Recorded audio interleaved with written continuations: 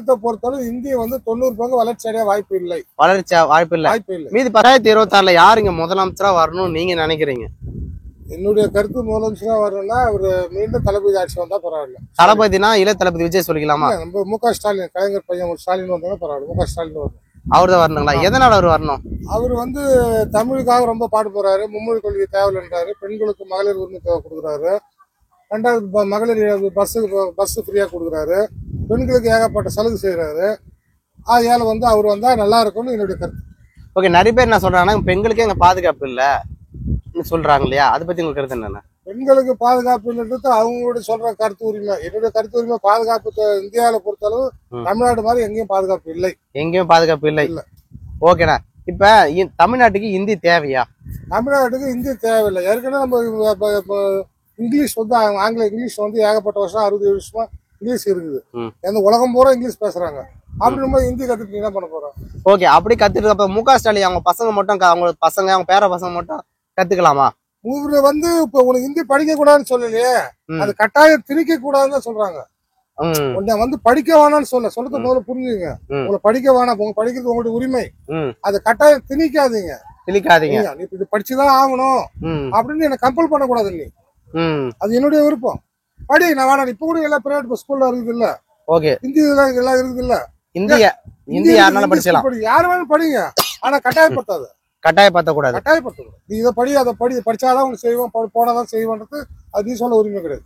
ஓகேண்ணா, அது விருப்பம் இருக்கவங்க வந்து படிச்சுங்க. அது தமிழ்நாடு கவர்மெண்ட் ஸ்கூல்ல ஹிந்தி கொண்டு வரலாம்ல? அப்போ கவர்மெண்ட் ஸ்கூல்ல ஹிந்தி கொண்டு வரது நீங்க சொல்லிட்டு யார் வேணும்னுங்க அவங்க படிச்சுக்கங்கன்னு சொல்லலாம் இல்லையா? படிச்சுக்கலாம். நீங்க சாதாரணமா நீங்க வந்து மும்மொழி கொள்கைகளை வந்து சாதாரணமா ஸ்கூல்ல கொண்டு வரலாம்னு சொல்றீங்க. அதெல்லாம் நினைச்ச நேரத்துக்கு ஒண்ணு வேலைக்கு ஆகுமா? எதனால சொல்றேன்னா, பணம் இருக்கிறவங்க போயிட்டு ஹிந்தி படிச்சுப்பாங்க. பணம் இல்லாத பசங்க என்ன பண்ணுவாங்க? அப்ப நம்ம கவர்மெண்ட் ஸ்கூல்ல ஹிந்தி கத்துக்கிற மாதிரி சூழ்நிலை இருந்தா யாரெல்லாம் ஹிந்தி கத்துக்கணும்னு ஆசைப்படுறீங்களோ அவங்க வந்து ஹிந்தி கத்துக்குங்க அப்படி சொல்லிக்கலாம் இல்லையா? நீங்க சொல்றது புரியுது, ரைட்டு. நீங்க வந்து சொல்ற மாதிரி ஸ்கூல்ல எடுத்த உடனே வந்து ஹிந்திக்கு போய் ஹிந்தி ஸ்கூல் போட்டு ஹிந்தி வாசலை போட்டு உடனே ஆயிட பொறுத்து இல்ல. அதெல்லாம் கொஞ்சம் கொஞ்சமா தான் வரும். உடனே நம்ம நடவடிக்கை எடுக்க முடியாது. உடனே வந்து முடிவு ஏற்படாது. ஒருவேளை தமிழகத்துல ஹிந்தின்றது ரொம்ப பெரிய அளவுக்கு பேசப்பட்டுச்சுனாக்கா எந்த அளவுக்கு பாதிப்பா இருக்கும் தமிழ்நாட்டுல இருக்க மக்களுக்கு? தமிழை பொறுத்தவரை 99 பங்கு இந்திய வளர்ச்சி அடைய வாய்ப்பு இல்லை. புரியல. தமிழகத்தை பொறுத்தவரை இந்திய வந்து 90 பங்கு வளர்ச்சி அடைய வாய்ப்பு இல்லை.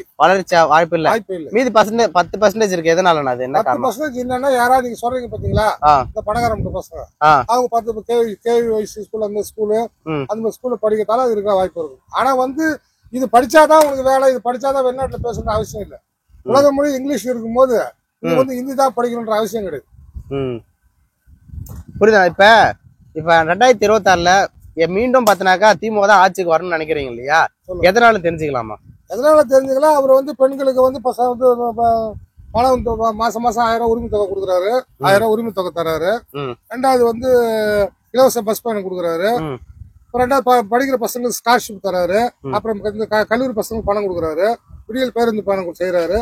ஏகப்பட்ட சலுகை செய்யறதால மக்கள் வந்து பொதுவா வந்து மு.க. ஸ்டாலின் ஆட்சி தான் ஆசைப்பட விரும்புவாங்க. சரி, ஓகே. இவ்வளவு உதவி பண்றாரு இல்லையா மு.க. ஸ்டாலின் அவர்களே, அப்பயே இளைய தளபதி விஜய் பாத்தினாக்கா ஸ்டாலின் மேல இவ்வளவு புகார் பத்தி சொல்லிக்கிட்டே இருக்காரு. என்ன காரணம்? வந்து ஒருத்தர் மேல ஒருத்தர் புகார் சொல்றதுலாம் சாதாரண மேட்டர். அதெல்லாம் நம்ம பெருசா பேச போறோம். ஓகே, இளைய தளபதி விஜய் 2026ல வந்திருக்காரு அரசியல்ல. அதை பத்தி உங்க கருத்து என்ன? அது இது வந்து அரசியல் எடுத்து பொதுவானது. யாரு வேணாலும் அரசியலுக்கு வரலாம், யாரு வேணாலும் போகலாம். அவங்கவுங்க லக்கை பொறுத்து, மக்கள் மனசை பொறுத்து, கவரத்தை பொறுத்து எல்லாருமே வந்து நம்ம வந்து இப்ப 100க்கு 100 மார்க் பாஸ் பண்ண முடியாது.